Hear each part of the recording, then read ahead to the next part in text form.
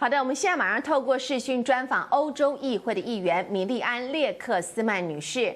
Now joining us is Ms. Mileana Leksman, member of European Parliament and the co-chair of IPAC, Inter-Parliamentary Alliance on China. Good morning, Madam Co-Chair. Thank you for accepting my interview request. Good morning, Madam. Good morning. Good morning, everyone. Yes, my first question for you today is that we know that 3 months ago, and 3 months has passed since the establishment of the Inter-Parliamentary Alliance on China, IPAC, in June of this year. And do you think the world, especially Europe, has already gained a better understanding of China's emerging powers? Yes, I think the world got a better understanding of China's power during the pandemics, during the first wave of the pandemics. I would quote Cardinal Bo, who said that it's the corruption, lies, and pressure from the Chinese Communist Party which are responsible for these pandemics. And we in Europe, we have experienced a couple of ways how the Chinese regime and the Communist Party was trying to increase pressure on different member states, where flexing its muscles in terms of delivery, the very important material we needed for protection of our health during the pandemics. They were trying to influence reports created by the European Commission, and that's why I think slowly the European Union and the member states of the European Union are realizing that our maybe dependency, economic dependency on China is not, it could be used against us and can be geopolitically used against us by China. Yeah, and since the outbreak of COVID-19, Taiwan has been doing a very good job in combating and controlling the virus. And Taiwan is really willing to share its experience with the world and even has donated facial masks to the European Union and many other countries. And so what is your overall impression on Taiwan at this moment? We actually were observing with great admiration the success of the Taiwanese story, how you managed to deal with the pandemics. We in Europe, we didn't have any experience of such a largely spread pandemics before, and we definitely were trying to see what the Taiwanese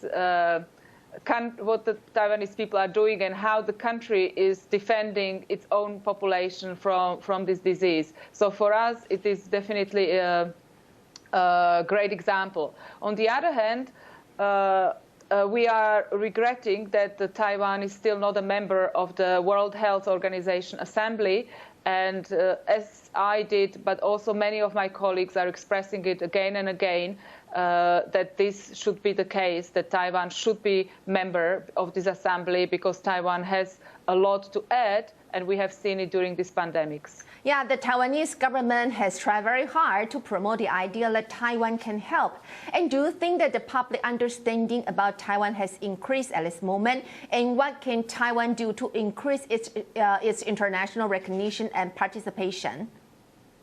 I think the pandemic has shown a great example of that Taiwan is our partner. Taiwan is not only a country which managed to fight the pandemics and save its citizens, but Taiwan is also our partner in Asia, which is a country sharing, is a democratic country sharing our values, and I think that's very important. And there is lots to build upon this basis.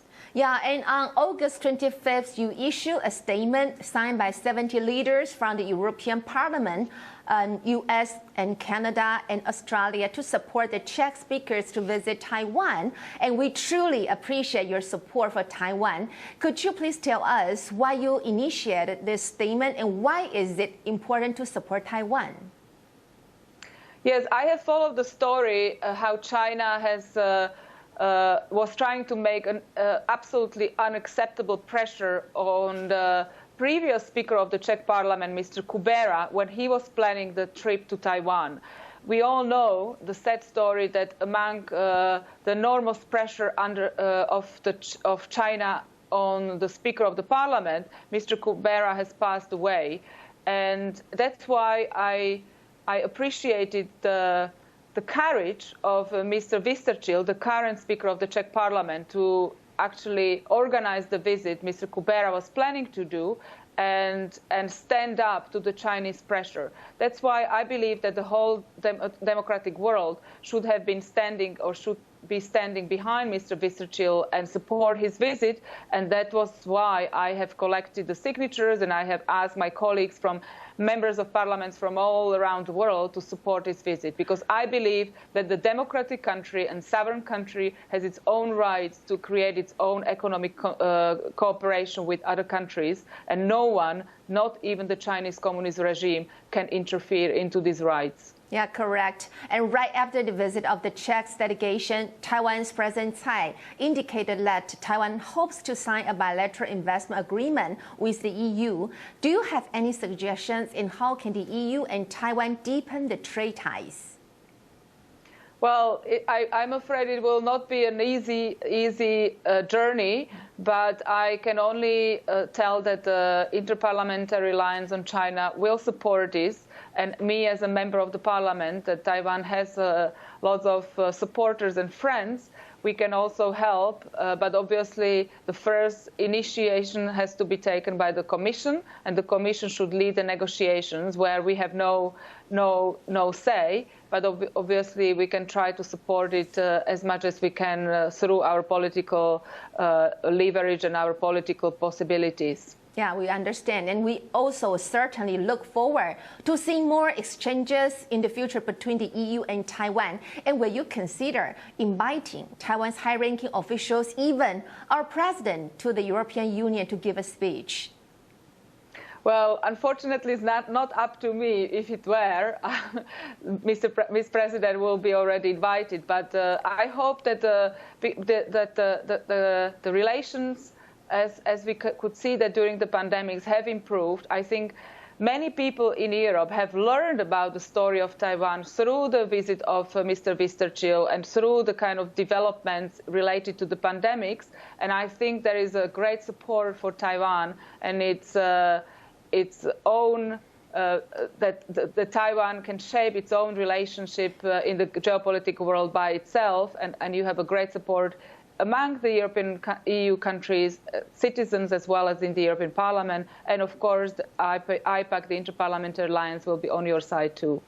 Yes, and Taiwan is a beacon of democracy in Asia, and we share the same values of freedom, transparency, and human rights. And with the EU, however, Taiwan still faces great difficulties in the international arena due to pressures from China. So far, Taiwan is not a member to the WHO and the UN. How can the EU help Taiwan expand its international participation?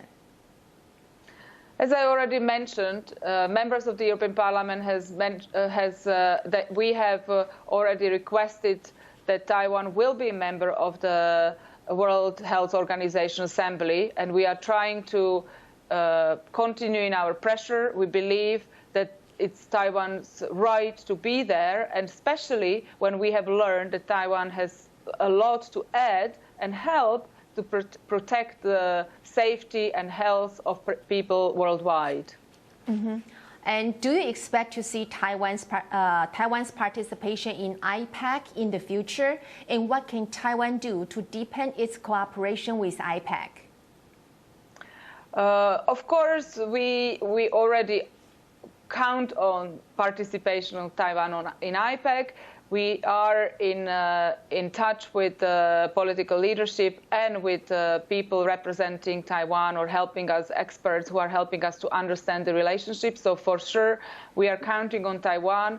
I will be very happy if we will be one day, but of course now, because the second wave of the pandemic is already here, it might be difficult, but I hope that one day we'll be able to visit Taiwan and learn more about the story of Taiwan as a democratic country in Asia, which is one of the few, I would say, but also to understand a little bit better how we can approach China, that China will transform in a democratic, open state, and we can help the people in China who deserve to live in a free and democratic country as well as any other person in this planet. So this is our goal, and I hope I'm sure that Taiwan is going to help us with this mission. Thank you very much. Thank you, Madam Co-Chair, for this interview. We appreciate your valuable views and your support for Taiwan. And we'd like to hear more your opinions in the future and hope to talk to you more in the future. Thank you very much and have a good day. Thank you very much. Have a good day too.